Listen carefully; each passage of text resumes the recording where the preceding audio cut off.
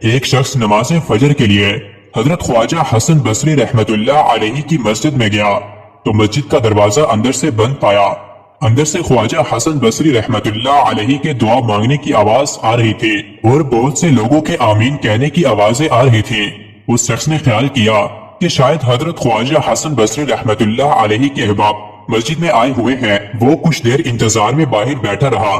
کافی انتظار کے بعد جب صبح ہونے کا وقت قریب پہنچا، اس نے مسجد کے دروازے کو ہاتھ سے دھکیلا تو دروازہ کھل گیا، حالانکہ پہلے بند تھا۔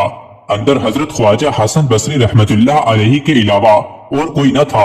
اس شخص نے نماز پڑھی اور بعد میں حضرت خواجہ صاحب رحمت اللہ علیہ سے پوچھا کہ حضور، میں نے تو مسجد کا دروازہ بند پایا تھا اور آپ کی دعا اور ایک باجماعت آمین کی صدا سنی تھی، مگر جب کچھ دیر کے بعد دروازہ کھلا تو اندر آپ کے علاوہ کسی کو بھی نہ دیکھا۔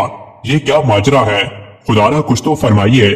حضرت خواجہ حسن بصری رحمت اللہ علیہ نے اس شخص کو تنبیہ کی کہ خاموش رہے اور یہ بات کسی کو مت بتائے۔ یہاں ہر روز فجر کی نماز سے پہلے جن اور پریوں کی ایک جماعت میرے پاس درس لینے اور وعظ سننے آتی ہے اور آخر میں باقاعدہ دعا ہوتی ہے۔ آج بھی وہ مخلوق آئی ہوئی تھی اور انہوں نے ہی دروازہ بند کر رکھا تھا، اور جب وہ باہر نکلے تو تمہیں خبر تک نہ ہوئی۔ حضرت خواجہ حسن بصری رحمت اللہ علیہ کا ہی ایک واقعہ ہے کہ ایک مرتبہ ایک حبشی دریا کے کنارے ایک عورت کو اپنے قریب بٹھائے شراب نوشی میں مشغول تھا۔ شباب اور شراب کے نشے میں وہ اپنے ارد گرد سے بے خبر تھا۔ حضرت خواجہ حسن بصری رحمت اللہ علیہ کا وہاں سے گزر ہوا تو انہوں نے اس کو سخت ملامت کیا۔ ابھی آپ کی بات جاری تھی کہ دریا کی دوسری طرف ایک کشتی آتی دکھائی دی۔ کچھ ہی دیر کے بعد کشتی گرداب میں پھنسی اور پھر ڈوب گئی۔ مال و اسباب اور سوار تمام کے تمام غوطے کھانے لگے۔ اسی وقت وہ وحشی دریا میں کودا۔ اس نے پہلے سواروں کو اور پھر ان کے اسباب کو پانی سے نکال باہر کیا۔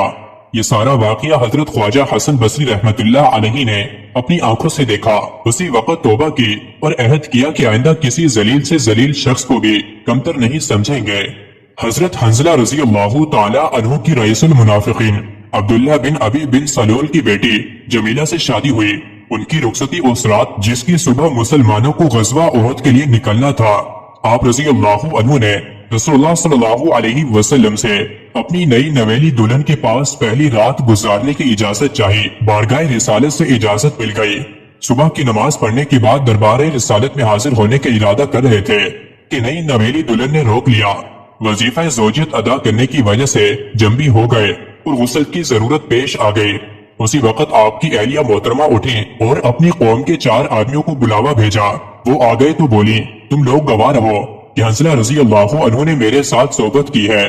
ان سے اس سلسلے میں گواہ بنانے کی وجہ دریافت کی گئی تو کہنے لگی، آج مجھے ایسا محسوس ہوا کہ آسمان پھٹا اور اس میں حنظلہ رضی اللہ عنہ داخل ہو گئے، پھر آسمان پہلے کی طرح برابر ہو گیا۔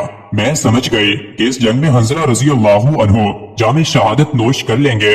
تم لوگوں کو اس صحبت پر گواہ اس وجہ سے بنایا کہ اس سے بچہ عبداللہ بن حنظلہ کا علوق ہو چکا ہے، کہیں ایسا نہ ہو کہ اس ہونے والے بچے کو ناجائز سمجھ بیٹھو۔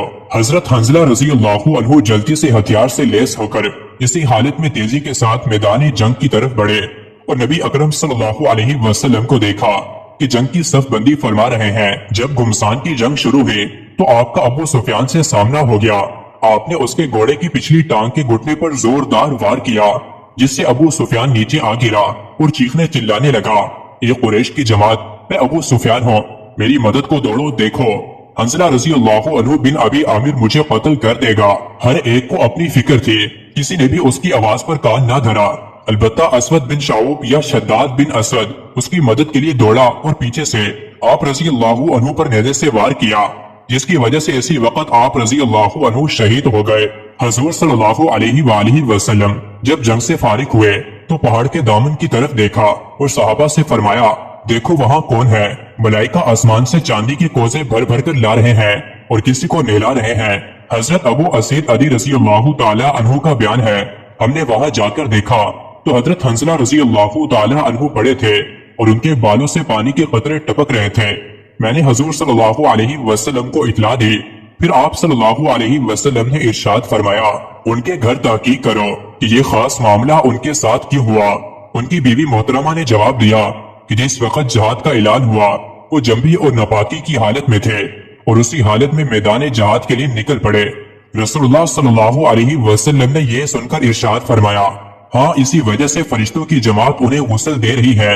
इस वाक़े की बिना पर हजरत हंज़ला रज़ी अल्लाह ताला अन्हु को गुस्सैलुल मलाइका, फरिश्तों के नहलाए हुए कहा जाता है।